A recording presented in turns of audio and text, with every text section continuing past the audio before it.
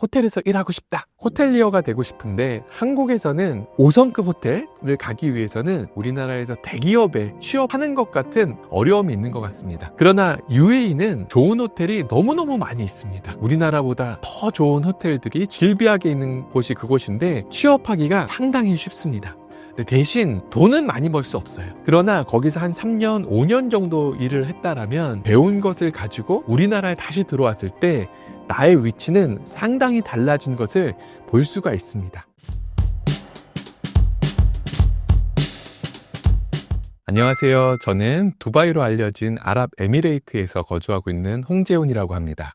저는 그곳에서 중동하면 멀게 느껴지고 우리가 여러 가지 선입견과 오해들을 가지고 있는 그것들을 잘 넘어서 그곳에 있는 좋은 사막의 진주 같은 것을 이 세상 가운데 꺼집어내는 그런 일들을 하면서 세상과 중동을 잘 교류할 수 있도록 돕는 역할을 하는 로드마스터 대표로 그곳에서 거주하고 있습니다. 청년들에게 해외 취업에 도전해 보라고 추천하는 이유는 무엇인가요? 현실적으로 이야기하면은 우리나라에서 한 해 대학 졸업자 수가 있고 그 다음에 한 해 동안 신규 채용 수가 있죠. 그것을 비교했을 때 보통 이제 졸업자의 수가 더 많은 케이스가 더 많은 것 같습니다. 그래서 이제 실업이 생기기도 하죠. 근데 그러다 보니까 우리가 현실적으로 한국의 모든 사람들이 취업할 수 없어서 그래서 이제 해외로 눈을 좀 돌려야 되는 거 아닌가라는 이제 현실적인 생각을 해봅니다.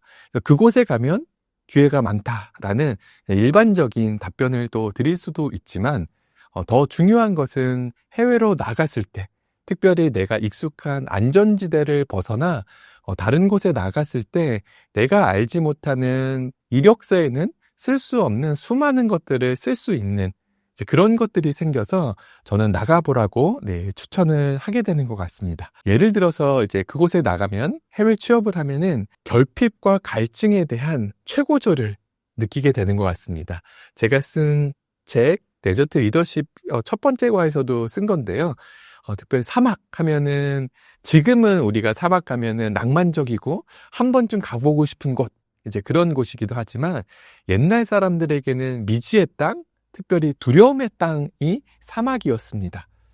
사막에 살고 있던 사람들, 특별히 사막에 살고 있는 사람들은 사막 깊은 사막이 아니라 좀 언저리, 인간의 문명이 있었던 그 언저리에서 살고 있었던 사람이죠.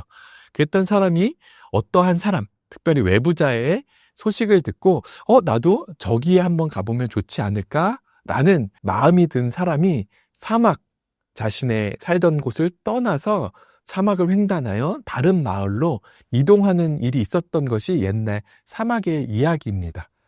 그들이 한번 나갔다가 돌아오면은 그 지역에서 리더가 될 수 있어요.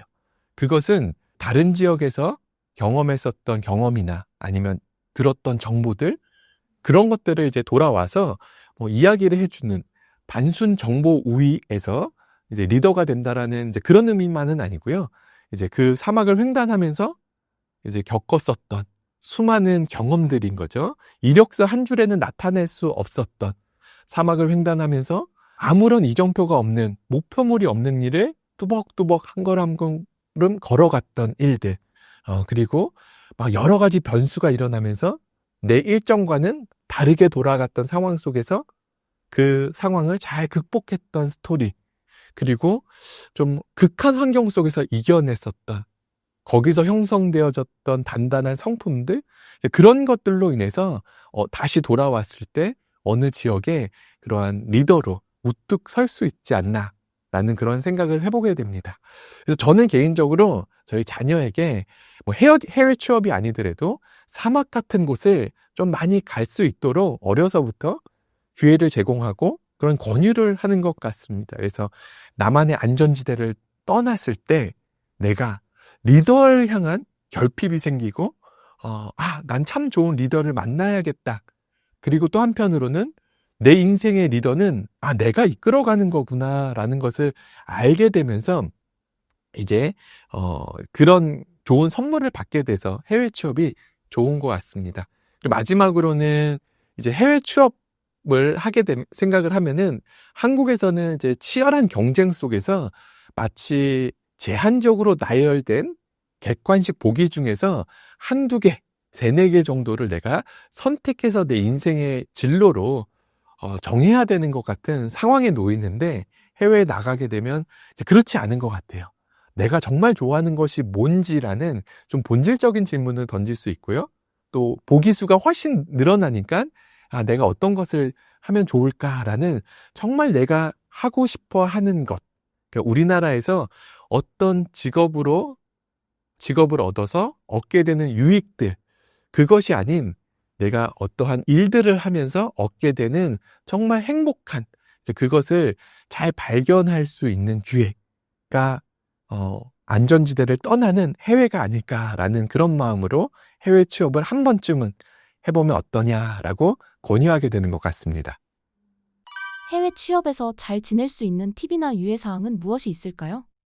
먼저는 제가 살고 있는 중동 지역에서 국한해서 보면은 이제 그곳에서는 해외 취업을 처음 대학교 졸업하고 나서 취업한 사람들도 이제 보통 새롭게 취업을 하면 막내기 때문에 막내로서 모든 약간의 좀 허드렛 일도 이제 좀 하고 이제 그래야 될 텐데, 중동 지역, 특별히 오일 국가들은 한국인이 취업을 하면 자신의 아래, 자기가 막내가 아니라 나이가 자기보다 좀 더 높지만 더 허드렛 일을 하는 소위 말하는 저임금 노동자, 특별히 남아시아에서 온 친구들이 많이 있습니다. 그러다 보니까 내가 막내로서 좀 허드렛 일도 하고 귀찮은 일도 하고 날씨 더운 날 저 관공서에 가서 행정일 처리도 해야 되는데, 이제 그곳에서 내가 조금 귀찮으니까 그 일들은 다른 사람을 하고 나는 그것을 하지 않는 관료 같은 일을 해버리게 되는 케이스가 상당수 아주 많이 있습니다. 그래서 제가 취업을 처음 한 친구들에게는 그 일들, 당신이 안 해도 되는 일이지만 막내로서 하면은 너무너무 좋은 일, 그 통과 의뢰 같은 일을 꼭 하여라. 안 해도 되는 거 같이 가서 일들을 잘 배우면 너무너무 좋겠다라고 권유를 합니다. 그 이유는 한 3, 4년이 지나고 났을 때 그 결과가 눈에 띄게 이제 드러나는 것을 볼 수 있어요. 그 이유는 뭐냐면 이제 3, 4년 우리나라로 보면 한 대리급 정도 되죠. 그때는 어느 회사에서 일 좀 배우고 다른 회사에서 이 사람 일 잘하니까 내가 좀 데려가면 어떨까라고 해서 이직하기 좋은 그러한 상황이 되는 거죠. 그런데 만약에 내가 일을 하지 않고 다른 사람 시키는 거에만 익숙하다라면 그 지역의 환경, 시장 이런 것들을 잘 모르기 때문에 나는 나이로는 대리급이 되지만 내 안에 있는 실력은 그게 전혀 여전히 그 엔트리 레벨에 머무는 것을 볼 수가 있어요. 그래서 통과 의뢰를 잘하면 나중에 정말로 더 많은 기회가 생긴다라고 해서 통과 의뢰를 꼭 통과하자 라는 그런 게 하나 있고요. 또 하나는 이제 국제 시장에서 내가 어느 위치에 있는지 좀 자신의 객관화를 좀 할 수가 있습니다. 특별히 대한민국 사람들은 우리나라가 경제 GDP가 높기 때문에 그 임금을 좀 높게 이제 원하는 것 같아요. 내가 이 정도 받지 않으면 해외에 나갈 필요가 없다라는 생각을 하게 되죠. 그래서 해외에 나가면 나보다 더 저렴한 임금을 가지고 나랑 비슷한 일을 하는 친구들이 참 많은 것을 볼 수가 있어요. 근데 해외에 나가면 특별히 영어나 그 나라 언어를 해야 되죠. 근데 언어는 내가 부족한데 그렇다고 내가 어떠한 분야에 특별한 경력이 아직 많이 있지 않아서 전문인이 되지는 않았는데, 그래서 엔트리 레벨이죠. 그래서 내가 이만큼의 월급을 받아도 되는 것인가 라는 그런 생각과 함께 내가 만약 고용주라면 나 대신 저 나라 사람을 사용하지 않을까? 라는 이제 그런 생각을 하면서 자기 객관화, 자기 성찰을 할 수가 있게 되는 것 같습니다. 그래서 그거를 보면 장기적으로 내가 어떻게 좀 살아가야든, 아니면 경력 관리를 어떻게 하고 그래야 이 국제 시장에서 어떤 좋은 사람으로 좀 갈 수 있는 로드맵을 좀 그릴 수 있을 것 같습니다. 그리고 뭐 또 하나 팁을 또 말씀드리자면, 해외 취업 하다 보면 나의 익숙한 것들과 이제 끊고 친하지 않았던, 그러니까 모르는 사람들 그 사회 속에서 들어가야 되는 거잖아요. 그러니까 내가 편했던 중마고도 사라지고 내가 늘 가던 맛집도 사라지는 그런 상황이 되다 보니까 외로움이 참 크게 오는 것 같습니다. 그래서 특별히 중동 지역 가면 그냥 눈앞에 있는 사막뿐만 아니라 내 마음이 사막이 되는, 감정의 사막화도 많이 일어나는 것 같아요. 그래서 그 외로움 속에서 이제 사막에 보면은 저는 이제 밑 빠진 독에 물을 열심히 부어봐라 라는 이제 그런 말로 좀 응원을 합니다. 그 이유는 뭐냐면 밑 빠진 독에 물을 아무리 부으면 모래로 다 내려갈 것 같죠. 중동에는 지속력, 제 책에 From Brown to Green이라는 그 챕터가 있는데요.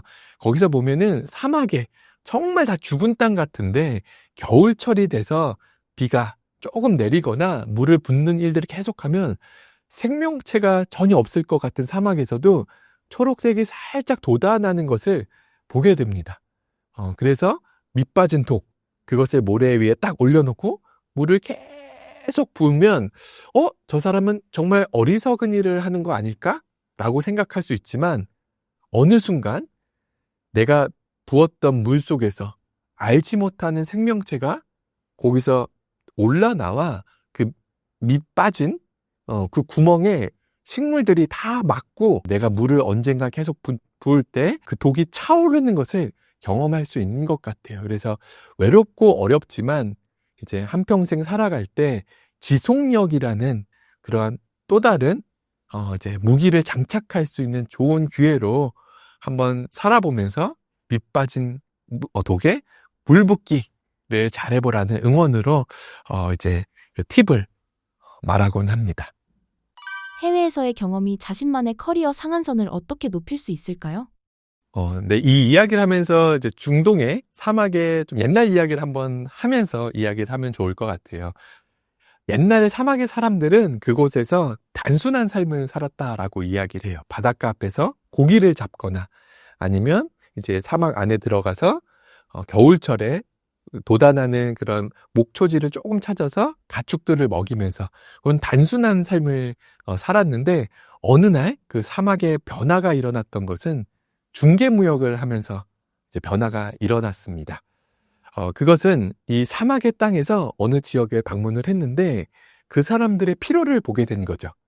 그래서 내가 가지고 있는 한계, 제한, 나는 사막의 땅에서 이 결핍의 땅에서 아무것도 할 수 없다라는 불평 대신 다른 사람의 필요를 보게 되고, 이 필요를 내가 채워줄 수는 없을까? 라는 이제 그러한 국률한 마음, 인간적인 마음을 가지고, 그리고 또 한 가지는 내가 할 수 있는 일을 찾은 거죠. 그것은 뭐냐면 다른 사막을 건너서 다른 지역으로 넘어가 그들이 필요한 물건을 가져오는 사막 횡단의 귀찮음을 내가 했을 때 이 사막은 결핍의 땅, 제한의 땅, 죽음의 땅이 아니라 번영과 연결을 하는 그런 땅으로 만든 것이 사막의 사람들이었습니다. 그래서 제가 중동에 살면서 이것을 느꼈었던 것은 뭐냐면 여러분 두바이 하면은 잘 아시는 것처럼 7성급 호텔에 별 5개 그게 가장 좋은 거냐? 아니다. 필요 없다. 우리는 7개로 만들어서 더 좋은 호텔을 만들겠다. 인공섬을 만들기도 하고 가장 큰 이제 쇼핑몰, 사막의 스키장 이렇게 하면서 상상했었던 것을 현실로 만들었던 것처럼 사막의 사람들은 이제 관점의 전환으로 관점을 전환시키면서 결핍의 땅, 제한의 땅을 이제는 내가 마음껏 그릴 수 있는 백지로 바라보는 이제 그것이 사막이 주는 좋은 팁인 것 같습니다. 그래서 그것을 배경으로 우리가 좀 보면은 좋을 것 같은데요. 네, 그래서 제가 한 산업을 좀 예로 좀 들었으면 좋겠는데요. 예를 들어 호텔을 내가 너무너무 호텔에서 일하고 싶다. 호텔리어가 되고 싶은데 한국에서는 좋은 호텔에 내가 너무 가고 싶으면 그것은 5성급 호텔을 가기 위해서는 우리나라에서 대기업에 취업하는 것 같은 어려움, 좁은 문을 통과해야 되는 그런 어려움이 있는 것 같습니다. 그러나 UAE는 좋은 호텔이 너무너무 많이 있습니다. 우리나라보다 더 좋은 호텔들이 질비하게 있는 곳이 그곳인데 취업하기가 상당히 쉽습니다. 근데 대신 그곳에 취업해서 돈은 많이 벌 수 없어요. 임금은 내가 생존할 수 있을 만큼 이제 받고 그냥 지내는 것 같아요. 그러나 거기서 한 3년, 5년 정도 일을 했다라면 이제 그 배운 것을 가지고 우리나라에 다시 들어왔을 때 나의 위치는 상당히 달라진 것을 볼 수가 있습니다. 그래서 여러 가지 이제 그런 것이 있는데, 이제 그 지역에 가서, 이제 그런 것을 익히고, 내가 할 수 있는 것들을 잘하고, 내가 제한된 나의 그 자원만 보는 것이 아니라 관점을 전환해서 사막의 그런 특징들을 잘 배우면 자신의 커리어를 한계선을 넓혀가는 무한지평, 그것들을 원리를 잘 배우고 습득해서 그걸 또 잘 적용할 수 있지 않을까 생각됩니다. 그래서 이제 해외에서 정답처럼 여겨졌던 그 기존 루트와 작별하는 것, 이제 그것을 추천해 드립니다. 처음에 서두에도 얘기했던 것처럼 우리나라의 치열한 경쟁 속에서 이제 소수의 그 객관식 그 보기 같은 것만 선택했던 것이 아니라 이제는 내가 여러 가지를 막 선택할 수 있는 그런 일들이 생겨서 그 일들을 잘 해낼 수 있는 것이 있죠. 근데 이제 또 사막 횡단을 하다 보면 이제 중간중간 너무너무 힘들지만 오아시스에 잠깐 멈춰서 그곳에서 쉴 수 있는 기회가 생깁니다. 그래서 오아시스에서 잠깐 쉼을 하고 나면 그래, 사막 횡단 다음 여정 내가 할 수 있겠지. 다음에 또 가면 요러한 힘들지만 이런 갈증이 해소되고 내가 이렇게 성장할 수 있는 이제 그것을 경험할 수 있겠지라는 것을 경험할 수 있는 모멘텀들을 잘 경험할 수 있는 곳이 또 그곳이지 않을까라는 그러한 생각을 해보게 됩니다. 그래서 좀 힘들고 좀 어려운 생활 속에서 나의 삶의 목표를 잘게 쪼개는 살라미 전술 같은 거를 하는 것이에요. 그래서 조금 간 다음에 작은 오아시스에서 쉬면서 왔던 길을 되돌아보고 내가 이렇게 할 수 있구나 라는 모멘텀을 계속해서 가져서 성장의 동력, 선순환으로 만들어가는 것, 이 고자산을 또 받으면 중동에서의 또 좋은 사막의 선물을 받는 것 같습니다. 한국 복귀 시점은 어떻게 잡으면 좋을까요? 한국 복귀 해야죠. 그렇죠? 우리 고향의 땅 돌아와서 또 특별히 청년들은 이제 돌아와서 결혼도 해야 되고 뭐 중장년 분들도 노년은 그래도 대한민국만큼 좋은 곳이 어디 있겠습니까? 고향 땅으로 돌아오고 싶은 그런 마음이 있어서 언제 돌아올까라는 그런 마음이 항상 품고 있는 것이 외국에 사는 디아스포라의 삶인 것 같습니다. 근데 다시 하나 또 여러분에게 반문하고 싶은 것은 꼭 돌아와야 되나? 라는 그런 마음이에요. 내가 지금 꼭 돌아가야지라는 그런 좀 강박 혹은 조급함 때문에 지금 내 앞에서 더 열려지는 좋은 길을 놓치는 것은 아닌가. 그래서 다시 사막에서 주는 그 무한지평, 이 백지를 만들고 프레임을 제거하고 나서 열린 길을 계속 잘 따라가다 보면 그곳에서 또 다른 나라, 뭐 이렇게 계속 갈 수도 있는 거죠. 그러다가 어느 시점이 돼서 이때는 정말 다시 오아시스의 떠돌이가 아니라 본향 땅으로 가는 것을 바라는 그 시점이 분명히 올 거라 생각이 듭니다. 그래서 그때 돌아가면, 저 또한 그때 다시 돌아가면 가장 좋지 않을까라고 권유하고 싶습니다. 중동에 진출하려는 기업들이 협상하면서 범하는 실수나 유의사항은 무엇이 있을까요? 어느 기업이건 해외를 진출하려고 할 때 그 진출하는 지역의 시장 아니면 문화 등등을 공부해서 자신의 본국에서 했던 거와는 좀 다르게 맞춤 전략을 짜서 가는 것이 당연한 거죠. 근데 제가 현장에서 있을 때 많은 분들이 이제 그 기본을 좀 놓치는 케이스가 너무 많은 것 같습니다. 그래서 현지의 그런 것보다는 내가 가지고 있는 것, 내가 좋은 것을 그곳에 그냥 주려고 하는 그런 것들 때문에 실수나 좀 아쉬운 점들이 많이 있습니다. 뭐 한 가지 예로는 이제 뭐 우리나라 특별히 뭐 건설업이나 프로젝트, 뭐 플랜트 하시는 그런 분들이 이제 협상을 하는 경우에 이제 함께 참여하는 기회가 좀 종종 있었습니다. 이제 그때 우리나라의 또 강점 중에 하나는 좋은 퀄리티의 물건을 만들어내는 것도 있고 또 빠른 시간, 단시간에 그 일들을 해내는 그런 부지런함이 또 장점이기도 하죠. 그것도 중동 사람들이 다 인정하기도 하는 거죠. 그래서 이제 다른 여러 업체들과 경쟁을 할 때 자신들은 단시간 내에, 빠른 시간 내에 이걸 해낼 수 있다라고 이제 강조를 많이 하는 경우가 있습니다. 간혹 보면은 이제 중동 지역에 있는 사람들은 그거를 덜 중요하게 여기는 경우가 있어요. 그래서 협상을 할 때, 요 기간을 조금 더 늘려도 좋겠습니다. 라는 그런 제안을 좀 드리기도 하지만, 한국 분들은 아닙니다. 할 수 있습니다. 이렇게 자신만만하게 답변을 할 때가 많아요. 근데 그래서 다시 중동을 설명을 하죠. 아닙니다. 그러지 마세요. 괜찮습니다. 이래 성공할 수 있습니다. 수주를 딸 수도 있고요. 근데 이 현장에서 하다 보면 뭐 들어보셨겠지만 라마단이라는 특별한 기간 한 달도 있고요. 그곳에서는 여러 가지 변수가 있습니다.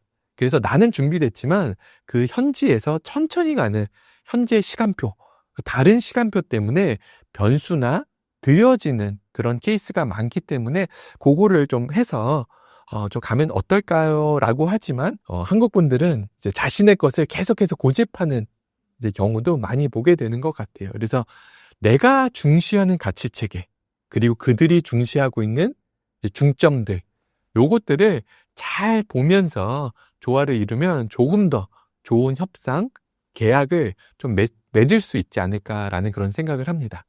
그래서 특별히 중동은 거기서 마피 무스킬라라는 그런 말이 있어요. 문제없다라는 그런 뜻인데, 이제 아랍 사람들은 이제 옛날에 사막의 부족주의 정체성이 아직까지 남아 있습니다. 그래서 부족주의는 사막에 사는 사람들은 이제 강함을 드러나야 되는 거예요. 그렇지 않으면 다른 부족들에게 먹잇감이 될 수도 있는 거죠. 그래서 항상 이제 강함을 보여야 되기 때문에 뭔가 해줄 수 있어? 너 할 수 있어? 그러면 걱정하지 마. 당연히 할 수 있지. 문제 없어. 이렇게 이야기를 합니다. 사업할 때도 마찬가지예요. 우리가 이제 거기 갈 건데 우리 직원들 비자 문제 다 해결됐지? 걱정하지 마. 다 됐어. 라고 하는데 정작 거기에 갔거나 아니면 그 기간이 임박되었을 때 돼 있지 않은 것을 너무너무 많이 보게 됩니다. 그래서 한번 딱 그 얘기를 듣고 문제없다 라는 그것을 이제 액면가 그대로 받아들이면 큰일 납니다. 그래서 계속해서 우리가 해야 될 것은 뭐예요? 더블 체크. 그래, 너 문제 없다고 하는데 잘 되고 있어? 그 확인하고 잘 되고 있지? 그거 된 거지? 맞지? 이렇게 다른 표현법을 이용해서 그것을 계속해서 이야기해 주는 것, 그것이 또 중요합니다. 한 가지 더 말씀드리면 이제 아랍 사람들은 이제 접대의 문화, 환대의 문화가 있어요. 그래서 이제 비즈니스를 막 하려고 이제 갑자기 협상을 하다가 어느 날 그 중동 사람이 집으로 초대하는 경우도 종종 있습니다. 그래서 집에 가보면 상다리가 부러질 것 같이 음식을 성대하게 차려서 우리들을 환대해 주는 경우가 참 많이 있습니다. 근데 그것을 딱 보면 이제 비즈니스 하시는 분들은 야, 이 계약 됐구나. 저 사람이 나 이렇게 생각해줘서 이런 성대한 그런 접대를 해주는구나 라고 생각하는 경우가 많이 있는데, 그렇게 생각하시면 큰일 납니다. 오산이죠. 왜냐하면 아랍 사람들은 그게 아랍의 문화예요. 손님들이 오면 그 사람들이 사막에서 횡단을 하다가 오아시스에 들린 사람들, 그 사람이 심지어 적일지라도 일단 물을 주고 먹을 것을 주면서 다시 총기를 살리는 것이 그들의 문화이기 때문에 그냥 그들이 그렇게 그냥 잘해주는 건, 그거를 보면서 저 사람과 나의 관계가 그래, 잘 되겠구나 라고 생각하시면 안 됩니다. 그래서 아랍 사람들에게는 마음에는 문이 2개 있다 라고 생각을 하셔서 여러분은 지금 첫 번째 문을 들어가신 거고요.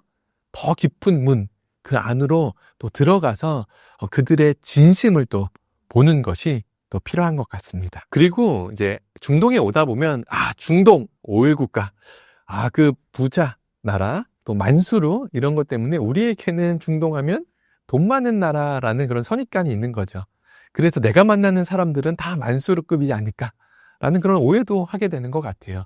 그래서 좋은 투자자를 좀 찾으려고 하거나 아니면 좀 더 많은 금액을 그쪽에서 좀 투자를 해주는 그러한 좀 관계 속에서 비즈니스를 성사하기를 바라는 케이스가 많이 있는 것 같습니다.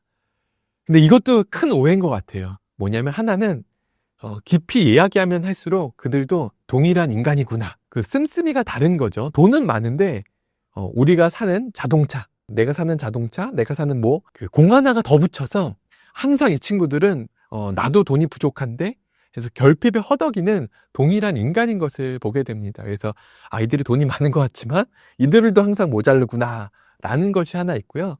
또 하나는 이 사람들을 또 그냥 보면 안 됩니다. 이 사막의 척박한 땅에서 중개무역, 커미션을 받고 살아냈던, 생존했던 그러한 사람들이죠. 그래서 이 아랍 상인들의 흥정, 이 협상은 장난이 아닙니다. 그래서 이 사람들의 그 협상, 흥정, 이것을 보시면서 아랍 사람들이 돈이 많기 때문에 그냥 순수하게 잘 투자할 거라는 그러한 나이브한 생각은 조금 내려놓고 좀 더 전략적으로 접근하는 것이 필요합니다. 중소기업이 작은 오아시스 마케팅을 하려면 어떻게 시작해야 할까요? 중동 지역의 이제 대형 프로젝트들 아니면 국가급 MOU를 맺어서 하는 케이스도 많지만 이제는 민간 분야의 시장이 점점 커져서 우리나라의 작은 기업들도 많이 진출을 하고 있고 또 새롭게 진출을 꾀하려고 하는 곳이 많이 있습니다. 그래서 이제 상품의 가치를 먼저 좀 보면은 좋을 것 같고요. 그래서 이 상품이 그들에게도 가치 있는 것인가. 그리고 마케팅 할 때는 내가 중시하는 그 스토리텔링이 아니라 이들이 중시하는 그런 스토리텔링으로 만드는 그 작업이 너무너무 필요합니다. 특별히 그 지역은 인구 구조가 이제 피라미드형이죠. 젊은 세대들이 많이 있습니다. 그래서 이제 돈이 좀 있는 그 어르신들을 좀 공략하는 그러한 업체들도 있겠지만 또 시장이 계속해서 점점 커지는 젊은 세대들, 이제 어린 세대들을 이제 그쪽을 향한 포커스를 맞추는 경우도 참 많이 있는 것 같아요. 그러다 보면 젊은 사람들이랑 잘 소통할 수 있는 기본적인 SNS, 이거는 당연히 해야 되는 거죠. 그래서 SNS를 또 하되, 아까 말씀드린 것처럼 그들이 좋아하는 럭셔리 스타일, 내가 아닌 그들이, 이제 그런 것들로 이제 포스트를 하는 것들이 중요하고, 또 다른 거는 그냥 우리가 아는 인스타, 페이스북 이런 것뿐만 아니라 그 지역에서 또 널리 쓰이는 것이 있습니다. 예를 들어 한 가지 스냅챗이라는 게 있는데, 그거의 특징은 뭐냐면 무언가를 제가 메시지를, 사진을 다른 사람에게 보냈을 때 그 받은 수신인은 그것을 한 번 보고 이제 그 사진을 저장하지 못하고 사라지는 그런 특징을 가진 SNS입니다. 그거를 왜 중동 사람들이 선호하냐면, 중동 사람들은 예전에 사진을 찍으면 영혼이 날아간다라는 이제 그런 생각들도 있어서 인물 사진을 좀 안 찍는 것들도 있고, 그러다 보니까 이제 혹시나 이제 사람이 같이 들어가는 것, 뭐 물건 중심이나 배경 중심으로 사진을 찍는 것이 SNS의 또 특징이기도 하지만, 혹시 그런 것이 포함됐을 때도 한번 보고 좀 사라지는 것, 그러면 좀 안심하고 그거를 좀 잘 이용하니까 거기에 맞는 그렇게 좀 잘 사용하는 그런 것들도 필요한 것 같습니다. 근데 그것들도 너무너무 중요하지만 제가 가장 중요한 것은 이제 구전 마케팅? 그거를 가장 잊지 않고 중요하게 여기라고 권유해드리고 싶습니다. 이 중동 아랍, 특별히 오일 국가는 사막주의 정체성, 부족주의 정체성이 아직까지도 거기 현지 사람들에게는 많이 남아 있습니다. 그래서 부족주의의 특징 중에 하나는 이제 다른 사람들을 좀 적으로도 여길 수 있는 폐쇄성도 있고, 또 외부 문물을 잘 받아들이는 개방성도 있는 좀 이중적인 그러한 좀 특징을 가지고 있습니다. 근데 그 외부에서 사람들이 이야기를 했을 때 그 외부자들의 이야기를 보통은 그거는 너희들의 이야기지라고 좀 외부자의 것으로 치부하는 경우가 많이 있습니다. 그러다 보니까 이제 같은 부족원이 어떠한 상품을 그걸 소개한다라면 그 사람들은 무조건 신뢰하는 그런 문화가 있기 때문에 그 부족의 한 사람에게 교육을 잘 시키고 이 상품이 어떤 것이 좋은 것인지를 잘 알고 이 사람을 통해서 이제 물건을 판매하는 이제 그 전략. 좀 되게 느린 것 같지만 어떻게 보면 가장 빠른 방법이기도 한 게 구전 마케팅입니다.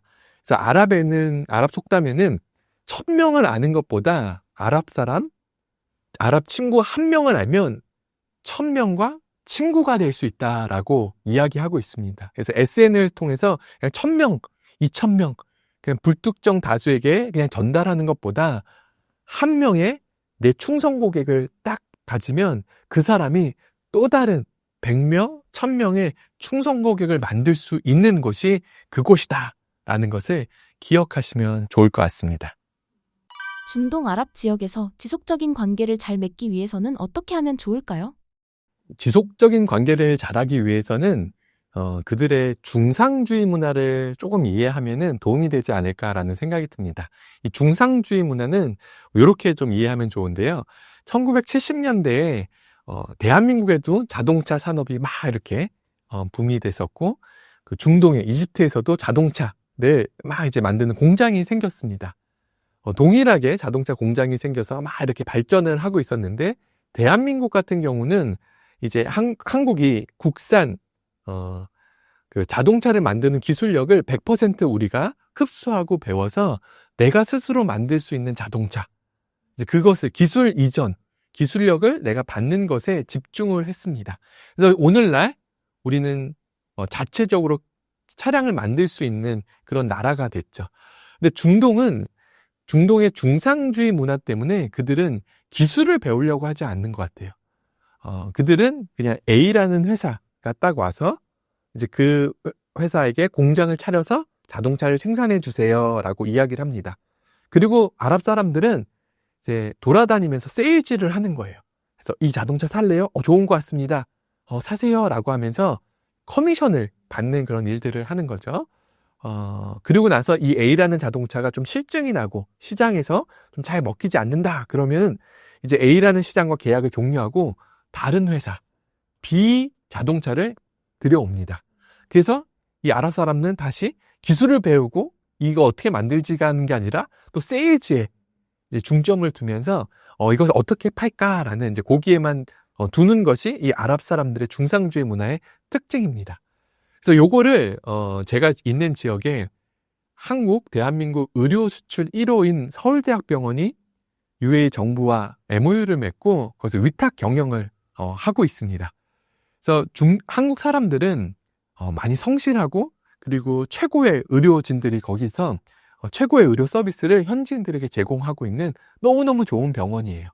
근데 한국 사람들에게 초점을 맞춘 것은 뭐냐면 내가 최상의 의료 서비스를 제공을 해주면 이 사람들이 우리를 환대해주고 우리의 가치를 계속 높게 사면서 계속해서 우리를 잘 모시고 계속해서 지속적으로 계약을 연장할 수 있겠지라는 그런 생각을 하게 되는데 중동 사람들은 아까 말씀드린 것처럼 그렇지 않은 거예요. 어느 정도 해서 좋은 의료 서비스를 했고 이 병원에 대한 명성을 너네들이 올렸다라면 이제 그 사람들, 그 명성을 올리긴 한국 의료진들의 공로를 중시하기보다는 이제는 어떻게 하면 효율적으로 원가를 절감하면서 그냥 병원이라는 걸 운영할 수 있을까라는 것에 초점을 맞춥니다. 그래서 인력의 국적도 변화시키고 이제 여러 가지 일들이 있고 기존의 월급을 많이 줘서 시간이 지나면 연봉이 올라야 되는데 도리어 감봉을 하게 되는 일들이 막 생겨요. 그러면 한국 사람들은 되게 아쉬워하죠. 내가 이렇게 쓰면 더 잘해줘야 되는 거 아니야? 라고 생각을 하지만 아랍 사람들은 아니, 우리는 그게 중요한 게 아니라 어느 정도 했으면 이제는 더 저렴한 가격으로 의료를 잘 또 유지할 수 있는 것, 이것만 해내면 돼. 너희들이 그거를 해내거나 우리에게 맞는 그 맞춤으로 너희들이 변화되거나 아니면 우리는 너희들과 계약을 종료하고 다른 데로 넘어가겠다라는 거. 그래서 그거를 처음부터 알면 나의 미래에 대한 준비, 내가 어떻게 해서 계속해서 업데이트를 이들이 원하는 대로 맞춰갈까라는 거, 이제 그런 것들을 잘 할 수 있습니다. 그리고 또 하나는 소소하게 아랍식 외교, 이런 것들을 하라고 제가 권유하고 싶습니다. 그것은 뭐냐면 거기는 이제 마젤레스라고 해서 사랑방 같은 게 있어요. 그래서 그곳에 가서 차 한 잔을 마시면서 거기 주인이랑 아니면 거기 있는 사람들이랑 대화를 하는 그러한 공간이기도 합니다. 그래서 보통 우리가 무슨 일이 있어서 상의를 하거나 계약을 맺기 위해서 목적론적으로 가기도 하죠. 근데 그렇지 않고 정말 아무런 그런 볼 일도 없지만 그냥 가서 차 한 잔 얻어 마시면서 그냥 쓸데없는 이야기를 하고 오는 이제 관계의 질을 계속해서 높여가는 그 일들을 하라라고 이야기를 하고 싶어요. 이제 그럴 때 우리는 지속적인 관계를 잘 유지할 수가 있습니다.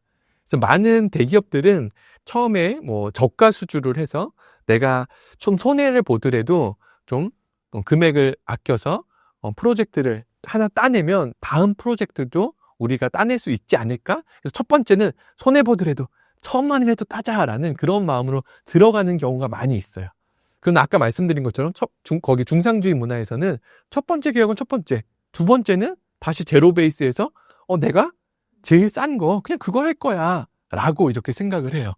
그런데 아까 말한 아랍식 외교, 아랍식 인간관계를 깊게 맺어가면 이 친구가 그냥 외국인이 아니라 내 부족이네? 진짜 우리를 생각하는 사람인데 라는 것을 확실히 줬을 때 그때는 지속 가능한 그런 관계를 또 계약을 비즈니스를 이어갈 수 있는 것 같습니다. 아라비아 반도의 오일 국가만의 독특한 시장 상황을 설명해 주세요. 아라비아 반도에 있는 오일 국가는 다른 지역과는 좀 다른 좀 독특한 그런 시장 환경을 구성하고 있습니다. 먼저는 인구 비율을 보면 좀 알 수가 있는데요. 소수의 현지인과 다수의 외국인이 이렇게 함께 공존하면서 살아가는 그러한 독특한 인구 구성을 보이고 있습니다. 그래서 예를 들면 뭐 카타르나 아랍에미레이트 같은 경우는 현지인이 한 11%, 12% 정도밖에 안 되고 나머지 89%가 외국인입니다. 뭐 외국인 비율이 가장 좀 적은 뭐 사우디아라비아 같은 경우도 그래도 한 40% 이상이 외국인인 특별한 구조를 가지고 있는 거죠. 그것은 뭐 예전에 전 세계 지도를 보고 역사적으로 봤을 때 가장 사람들이 살기 열악했던 곳이 아라비아 반도였습니다. 그래서 이제 그 지역은 이제 강대국도 지배하지 않았었던, 외면받았던 그런 지역에서 석유가 나고 갑자기 사람들이 유입되면서 그렇게 된 거죠. 그러다 보니까 그 지역에서는 좀 경제 계급화된 그러한 좀 사회 분위기를 느낄 수가 있습니다. 그래서 국적에 따라 사람의 좀 등급이 어느 정도 나뉘는 그런 좀 특별한 게 있고요.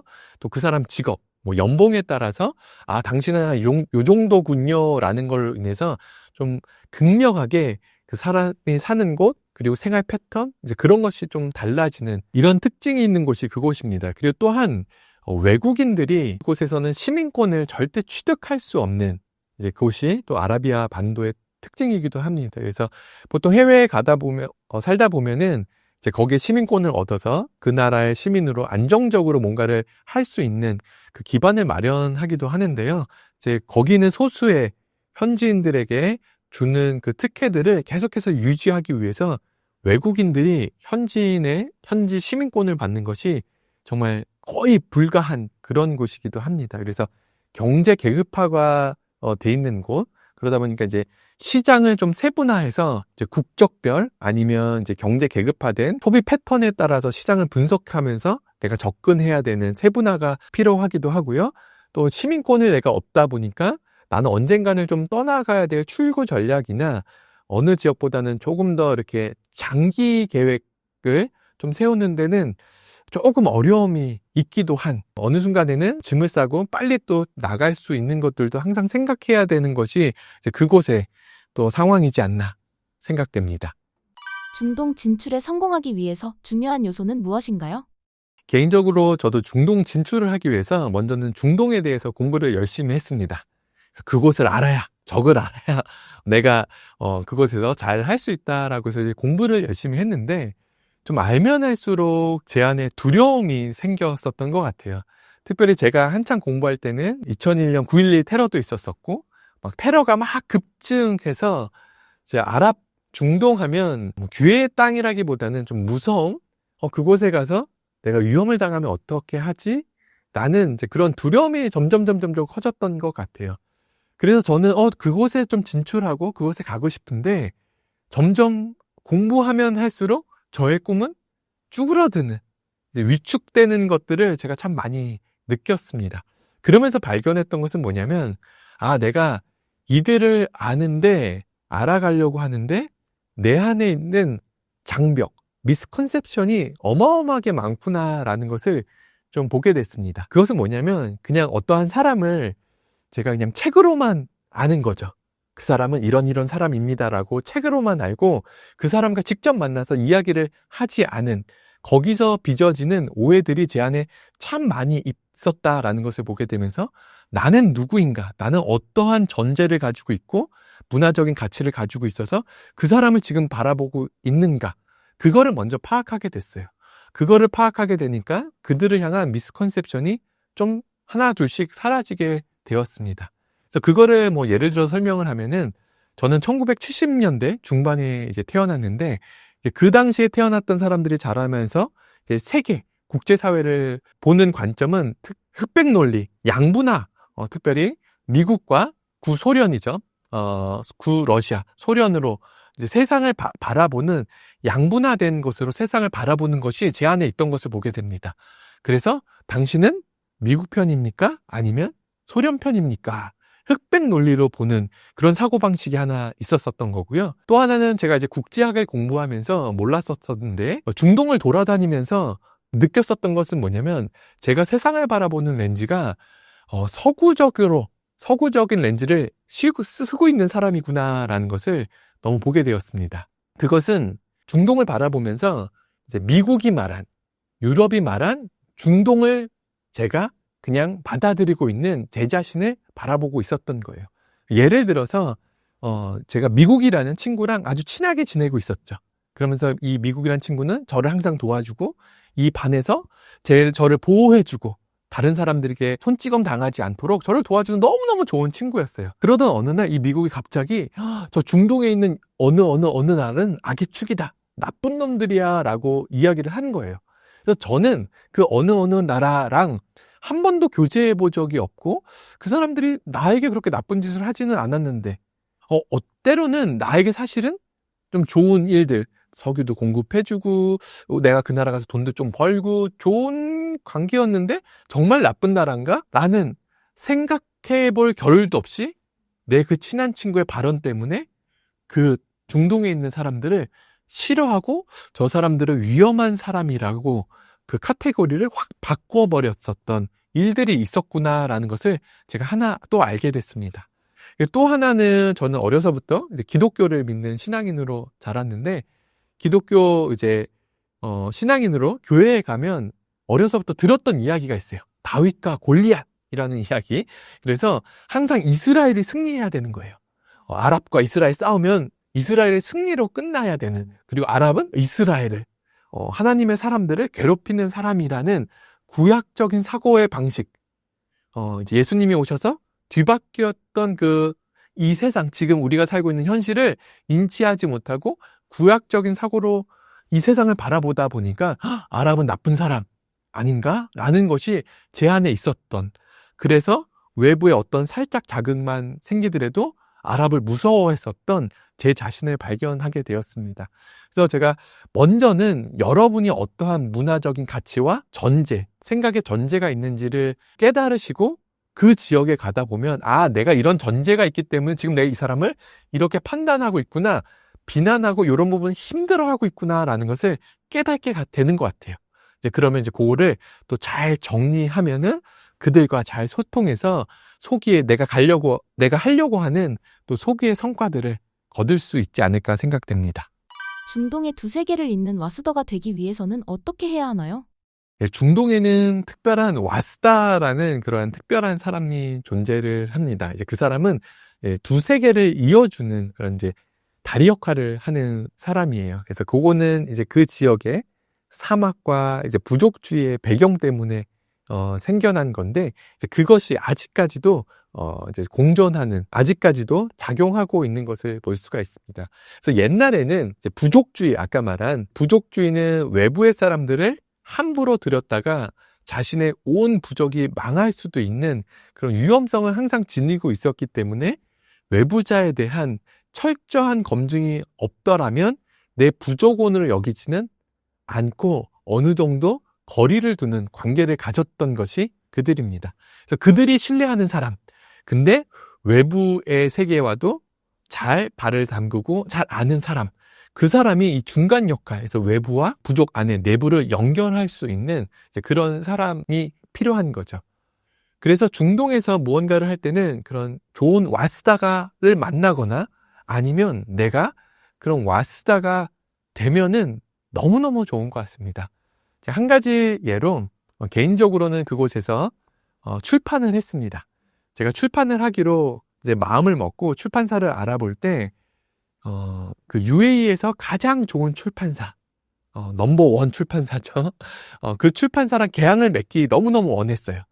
저기랑 출판하면 잘 될 것 같은 그런 생각도 있었지만 그 나라 문화의 특성상 그들이 신뢰하는 곳, 거기랑 계약을 맺고 출판을 해야지만 내가 그들의 신뢰를 얻을 수 있기 때문에 내가 책을 내는 이유는 그들에게 신뢰를 받기 위함인데, 이 넘버1 출판사랑 계약을 맺지 않으면 나는 계약을 딴 데랑 하고 싶지 않다라는 생각이 있었습니다. 그래서 계약을 맺으려고 할 때 오랜 시간이 걸리면서 이제 검열들이나 이런 것들을 잘 넘어갔던 것이 있습니다. 그래서 그 출판사는 왕족들, 그리고 이제 정부 간행물을 하는 그렇게 신뢰받는 그곳인데, 그래서 이제 그곳에서 출판을 하게 된 거죠. 우여곡절 끝에 이제 그곳에서 출판을 하게 되고 나서 저도 생각하지 못했었던 이제 그런 일들이 막 벌어지게 된 거였어요. 어느 날 이제 현지에 있는 친구들 중에 한 사람이 저에게, 야, 너가 책을 냈어? 야, 책은 우리 지역에서는 아무나 안 낸다. 왕족 같은 그런 사람들만 책을 내는 건데, 이렇게 좋은 책을 냈는데 너가 이제 우리 왕에게, 거기는 이제 왕정주의 국가죠, 셰이크 왕에게 좀 이 책을 바치면 어떻겠니? 라고 그걸 물었어요. 아니, 제안을 했습니다. 그래서 제가 야, 너무 좋은 제안인데, 야, 나도 그러고 싶다. 왕 좀 소개시켜 줄래? 라고 했더니 그 친구가 내가 왕은 나도 몰라서 소개시켜 줄 수는 없고 그렇게 하면 너무 좋을 것 같다라는 이제 그런 이야기를 했습니다. 근데 그 얘기를 듣고 제가 이거 하면 너무너무 좋겠다. 내가 와스다가 될 수 있지 않을까? 라는 그 마음에 무작정 왕궁으로 찾아갔습니다. 사실 뭐 여러 가지 일들이 있었었고, 제 신분을 검열당한 일도 있고, 뭐 여러 가지가 있었는데, 결국은 이제 일정 시간이 지나고 나서 비서실에서 연락이 오고 초청을 받아서 거기에 들어가게 됐습니다. 그래서 이제 왕과 함께 이제 담소를 나누고 같이 사진도 찍고 이제 막 그랬던 일들이 생겼어요. 그리고 나서 제가 그 지역에서 이제 저를 소개할 때 이제 명함을 소개하는 것 대신 제가 한 사진으로 대처를 합니다. 그 사진은 뭐냐면, 저는 그 지역에서 이런 직업을 가지고 있습니다 라고 하면서 제가 엔잡러로서 저에 대한 자기소개를 합니다. 그리고 엔잡러 중에 하나인 저는 이 지역에서 작가로도 활동하고 있어요 라고 하면서 제 책을 보여줍니다. 그래서 핸드폰으로 제 책을 보여주면서 로드마스터라는 책 그래서 막 설명을 해줘요.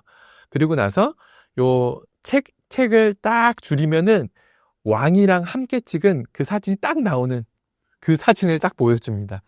그러면 이제 현지인들이 이제 책 설명을 듣고 제가 사진을 딱 줄여서 전체 사진을 보면은 야, 너가 왜 우리 쉐이크랑 사진을 찍었어? 이제 그렇게 얘기를 하면 저는 쉐이크가 날 초대해 줬는데, 여기 왕궁 너 알지? 내가 거기서 사진 찍었잖아. 거기서 이런 일도 했었잖아. 라고 하면 이제 그 현지인 친구들이 저를 야, 너는 나보다 더 빅맨이야. 왕족 같은 사람으로 저를 이렇게 인정해주는 그런 일들이 일어나게 된 것을 보게 됩니다. 그래서 그 일들로 제가 이제 정부와의 관계를 맺거나 아니면 다른 일을 하는 거, 아니면 국제 도서전에서 초청을 받고 그런 등등 일들이 되게 용이하게 되는 것을 제가 느끼게 됐어요. 그러면서 야, 이게 와스다의 정말 중요성이구나라는 것을 제가 깨닫게 됐습니다. 그래서 이제 그 와스다 그 역할을 할 수 있게 되었는데, 이제 그러면서 제 안에는 어느 순간 요런 좀 마음이 들었어요. 제가 와스다가 돼서 약간 변화됐던 것 중에 하나는 뭐냐면, 이제 한국의 어떤 기업체가 와서 이런 물품을 좀 팔려고 하는데 어떻게 하면 좋겠습니까? 아니면 어떤 사람을 좀 만나는 거 연결해 줄 수 있습니까? 라는 제안을 받았을 때 제가 한국 사람보다 이 아랍 사람 편에 있는 것을 제 자신을 느끼게 됐어요. 그러니까 한국 기업이, 저는 어떤 기업이거든 대한민국 사람들이 여러 나라에 해외 진출해서 좀 국위를 선양하고 좀 또 많은 이제 수출을 하면 좋겠다라는 그런 애국의 마음으로 한국 기업들이 많이 오기를 바라는 마음이 항상 있거든요. 그럼에도 불구하고 어떤 물건이 이 아랍 사람들의 관점에 봤을 때 이건 별로 매력적이지 않은데? 라면은 이제 좀 가차없이 이건 아닌데요? 라고, 어떻게 보면 좋은 컨설팅일 수도 있겠지만 제 안에 이 아랍 사람의 관점에서 내가 진짜 아랍 친구들에게 야, 이건 진짜 좋은 거야 라고 자신 있게 이야기해 주지 않을 거면 저는 안 하는 그런 마음이 생겼습니다. 그래서 어떤 사람들은 그런 얘기도 해요. 야, 너 너무 이렇게 중동스러워진 거 아니야? 아랍 사람 다 됐어? 라는 이제 비난도 하게 되는 것 같습니다. 그러면서 그럼 나는 누구지? 나는 약간 자기 정체성의 혼란도 있는데, 그게 이제 와스다가 겪어야 될 하나의 또 모습이지 않나 생각이 듭니다. 그래서 두 나라를 잇기 위해서는 정체성의 혼란이 있을 수도 있지만 그 본국의 정체성이 깊게 건강하게 뿌리 내려야지만 다른 한 지역이랑도 이제 잘 할 수 있다라는 것을 알게 됐어요. 그래서 우리의 전통, 우리 것, 내 것을 먼저 깊게 뿌리 내리고 나서 다른 지역의 부족원이 될 만큼 거기에 깊이 들어가고 나서 그러면 두 사회를 잇는 그 와스다로서 이제 두 나라가 상생할 수 있도록 해주는 귀한 역할을 할 수 있지 않을까 생각됩니다. 오아시스 모델로 현지 거점을 세우는 과정에서 가장 중요한 요소는 무엇인가요? 예, 사막의 오아시스는 이제 여행객들이 잠시 쉬어갔던 이제 그런 곳이죠. 그래서 오아시스 주변에 이제 소수의 토착민이 살았었고, 여행객들이 잠깐 머물다가 이제 충전을 하고, 이제 다시 떠났던, 이제 그것이 이제 오아시스의 원래 모습이고 역할이었습니다. 오늘날 그 아라비아 반도에 있는 이제 석유 국가에 있는 뭐 여러 두바이, 뭐 아부다비, 그리고 지금 제타, 뭐 리야드 이런 나라들은 이제 오아시스적인 요소를 갖춘 도시로 성장하고 있는 것을 보게 돼요. 근데 거기에 아까 말씀드린 것처럼 그 나라의 특징 중에 하나는 외국인들에게 시민권을 절대 주지 않는다라는 거죠. 그래서 예를 들어 여러분 이렇게 생각하면 좀 좋을 것 같습니다. 오아시스는 옛날 오아시스는 외부에 있는 사람들이 외부의 물건과 소식들을 오아시스 사람들에게 전해주면서 토착민들은 그 소식을 들어서 좋았어요. 그리고 자신이 가지고 있는 양식들을 그리고 쉼터를 좀 제공해주면서 거기 방문객들은 그래서 좋았던 거죠. 그래서 윈윈을 했던 건데 만약에 외부자가 이 오아시스 너무 좋은데? 야, 나 그냥 여기서 정착할래! 라고 하는 순간 토착민과 외부자의 갈등이 시작이 됩니다. 그래서 저희가 이제 그 아라비아 반도에 많은 직업의 기회가 있고 그래서 그곳에 가서 인생 역전을 좀 꿈꾸면서 가는 케이스가 참 많죠.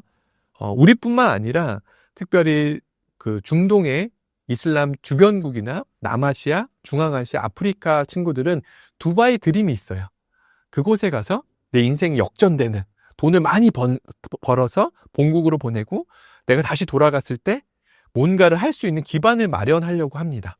근데 아까 말씀드린 것처럼 그곳에서 내가 완전 정착을 하려고 하는 순간 이 토착민들은 야, 여기 오아시스에는 너무 제한된 그런 물이 있고 자원이 있어.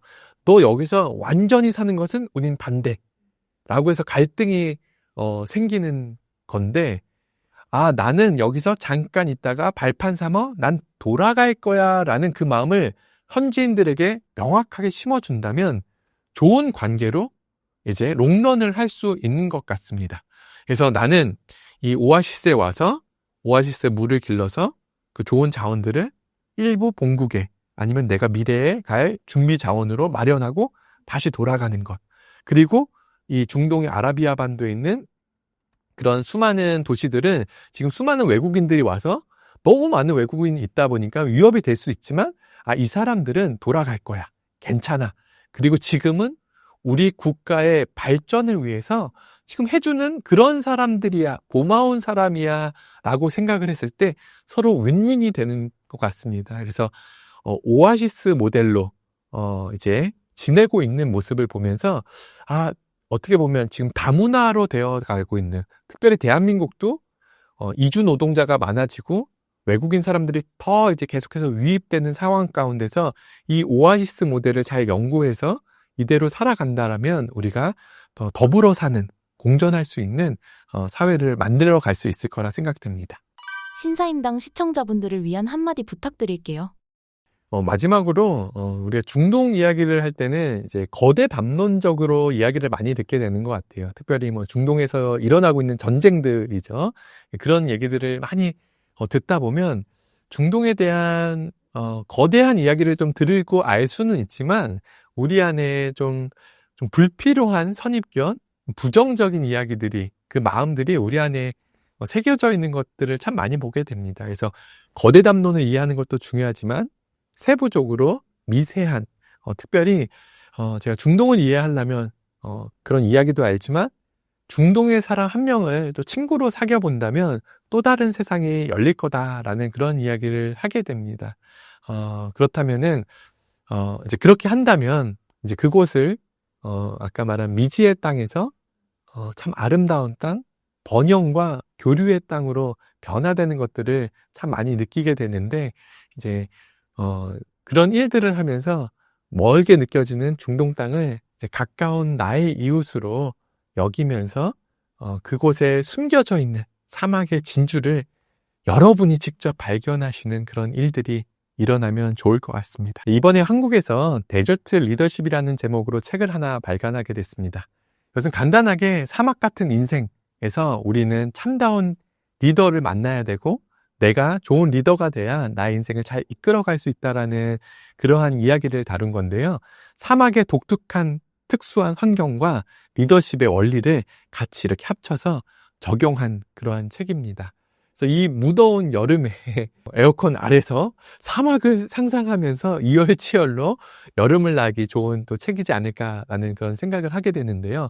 먼저는 사막 안으로 들어가야지만, 그 결핍의 절정에 이뤄야지만 내가 그 갈증을, 소중함을, 결핍이 해소되는 것을 알 수 있듯이 깊은 사막에 들어가서 리더의 소중함, 필요성을 느껴라 라고는 그 첫 번째 챕터로 시작이 됩니다.